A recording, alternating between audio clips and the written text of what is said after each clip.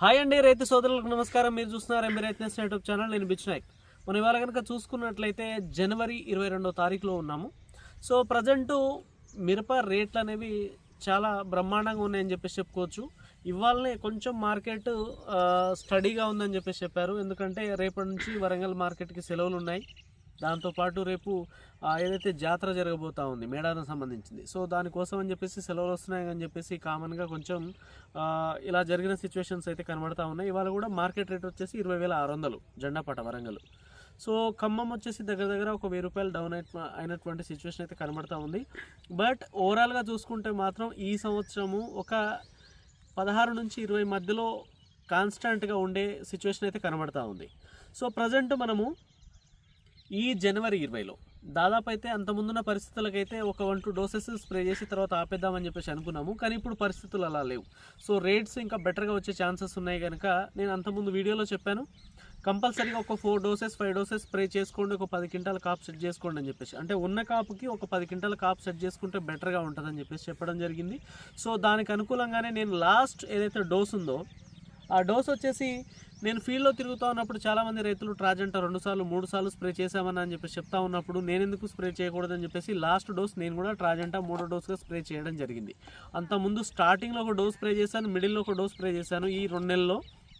ఆ తర్వాత పోయిన వారం వచ్చేసి ఒక డోస్ స్ప్రే చేయడం జరిగింది. ఆ తర్వాత నిన్న సాయంకాలము దీనికి నీళ్ళు ఇడిచిపెట్టిన తర్వాత డిఫెండర్ ఆర్బిటర్ కూడా స్ప్రే చేయడం జరిగింది ఆల్రెడీ. అది నిన్న సాయంకాలమే. దీని రిజల్ట్ ఎలా ఉంది అనేది నేను వచ్చే వారం మాట్లాడతాను. దేనికి పనిచేస్తుంది అనేది కొద్దిసేపు అయిన తర్వాత మాట్లాడతాను. ఫస్ట్ కనుక మనం దీన్ని చూసుకున్నట్లయితే ట్రాజెంటా ఇది స్ప్రే చేసి కరెక్ట్ వారం అవుతా ఉంది. అంతకుముందు మిరప పంటలో వచ్చేసి అక్కడక్కడ నల్లి తీవ్రత ఉండే ఆఖరి సార్లకి కొనలు మారుతున్నటువంటి సిచ్యువేషన్ కూడా కనబడతా ఉంది. బట్ ఇప్పుడు ఇందులో కాప్ సెట్ అయి ఉంది, కింద పండిన పండ్లు ఉన్నాయి, దాంతోపాటు పైన కాయలు ఉన్నాయి. అట్ ద సేమ్ టైము గ్రోతింగ్ పూత అన్నీ కనపడతా ఉన్నాయి. ఒకసారి చూపిస్తాను. ఈ ట్రాజెంటా మనకి ప్రజెంట్ నల్లి మారుతున్నటువంటి సిచ్యువేషన్ నుంచి ఎంత బాగా తీసుకొచ్చింది అనేది ఒకసారి నేను చూపిస్తాను మీకు. మీరు కనుక గమనించినట్లయితే ఒకసారి చూడొచ్చు, మనం అంతకుముందు గ్రోతింగ్ తక్కువ ఉండే, ఎట్ ద సేమ్ టైము మనకి కింద పండింది కదా, గ్రోత్ అంత సింపుల్గా రావట్లేదు. ఆ సిచ్యువేషన్ నుంచి మనం ప్రజెంట్ మన మిరప పంటని ఇలా తీసుకొచ్చాము. ఇగో ఇక్కడ పండింది కింద మొత్తం. దాంతోపాటు ఇక్కడ చూసుకున్నట్లయితే మొత్తం పూత కనిపిస్తూ ఉంది, చూడండి ఎలా కనిపిస్తూ ఉందో. సో నేను నైట్ ఒక వీడియో పెట్టడం జరిగింది, అది వచ్చేసి పూత ఎలా ఉందనేది చూపించాను నైట్ ఒకసారి ఇటు వచ్చినప్పుడు. సో ప్రజెంట్ సిచ్యువేషన్ ఇది, గ్రోతింగ్ పైన అలాగే ఎలాంటి ముడత లేదు, దాంతోపాటు చాలా చక్కటి పూత కనిపిస్తూ ఉంది. ఆ పూత మొత్తం ఇప్పుడు మనకి కాయగా మారాలి. సో అలా మారితే ఖచ్చితంగా మనకి మళ్ళీ ఒక 8 నుంచి 10 క్వింటాల కాపు సెట్ అవ్వడానికి అవకాశం ఉంటుంది. మీరు గమనించవచ్చు ఒకసారి. ఇంత మంచి గ్రోత్ వస్తున్నప్పుడు, ఆ గ్రోత్ మీద పూత వస్తున్నప్పుడు ఆ పూత కూడా ఇగో పిందెగా మారిపోతున్నటువంటి సిచ్యువేషన్స్ గమనించండి ఒకసారి. సో అది పూత పిందె, దాంతోపాటు గ్రోతింగ్ కింద వచ్చేసి పండుని తెంపియాలి, ఒక వారం 10 రోజుల తర్వాత తెంపిద్దామని చెప్పేసి చూస్తూ ఉన్నాం ప్రజెంట్. సో ఈ కండిషన్స్లో ఇలా ఉంది. ట్రాజెంటా స్ప్రే చేసిన తర్వాత కరెక్ట్ ఒక వారం తర్వాత నేను వీడియో చేస్తూ ఉన్నాను. పిక్చర్ అయితే చేంజ్ అయిందని చెప్పేసి చెప్పొచ్చు. ఒకసారి ఇక్కడ గమనించండి, జూమ్ చేస్తూ ఉన్నాను. ఇవంత దూరం ఉన్నా కూడా పూత ఇలా కనపడతా ఉంది. ఇది పరిస్థితి. సో ఖచ్చితంగా ఒకసారి ట్రాజెంటా స్ప్రే చేసుకోండి. ట్రాజెంటా స్ప్రే చేసుకొని ఖచ్చితంగా మీ మిరప పంటలో ఉన్నటువంటి ఏదైతే నల్లి కానీ నల్ల తామర ఉందో కంట్రోల్ చేసుకోండి. మంచి గ్రోతింగ్ తీసుకురండి. దాంతోపాటు వచ్చిన గ్రోత్ మీద ఈ పూత కాప్ సెట్టింగ్ అయ్యే విధంగా చూసుకోండి ఫస్ట్ ఖచ్చితంగా. ఆల్రెడీ ఇప్పుడు నేను దీన్ని కొత్తగా చూపెట్టాల్సిన పని ఏం లేదు, ఎందుకంటే అంత ముందు నుంచి రైతులు స్ప్రే చేస్తూనే ఉన్నారు. రిజల్ట్ అనేది ఉంది ఆల్రెడీ. సో ఇప్పుడు మీరు ఇక్కడ కూడా చూస్తూ ఉన్నారు ప్రజెంట్ రిజల్ట్ ఎలా ఉందనేది. సో నెక్స్ట్ ఇప్పుడు మనం ఏదైతే ట్రాజెంటా స్ప్రే చేసామో ఖచ్చితంగా రైతులు ఒకసారి ఈ టైంలో స్ప్రే చేసుకోండి. చేసుకుంటే ఏంటంటే మీకు పై ముడత కింది ముడత నల్ల తామర కంట్రోల్ అవుతుంది. ఆ తర్వాత మొత్తం మాడిపోయిన చిగుర్లను కూడా మంచిగా తీసుకొస్తూ ఉంటుంది. ఆ తర్వాత ఇలా గ్రీనిష్గా వచ్చి కాప్ సెట్ అవ్వడానికి అవకాశం ఉంటుంది. ఇలా అయిన తర్వాత నెక్స్ట్ డిఫెండర్ ఆర్బిటర్. యాక్చువల్గా నేను చెప్పాను పోయిన వారమే నెక్స్ట్ డిఫెండర్ ఆర్బిటర్ స్ప్రే చేస్తానని చెప్పేసి. తడి ఉంది కనుక నిన్న సాయంకాలమే స్ప్రే చేయడం జరిగింది. అంటే ఇప్పుడు స్ప్రే చేస్తున్నట్టు లెక్క డోసు. సో ఆల్రెడీ నిన్ననే స్ప్రే చేశాం కనుక దీని రిజల్ట్ వచ్చేసి కనీసం ఒక వారం రోజులు పడుతుంది రావడానికి.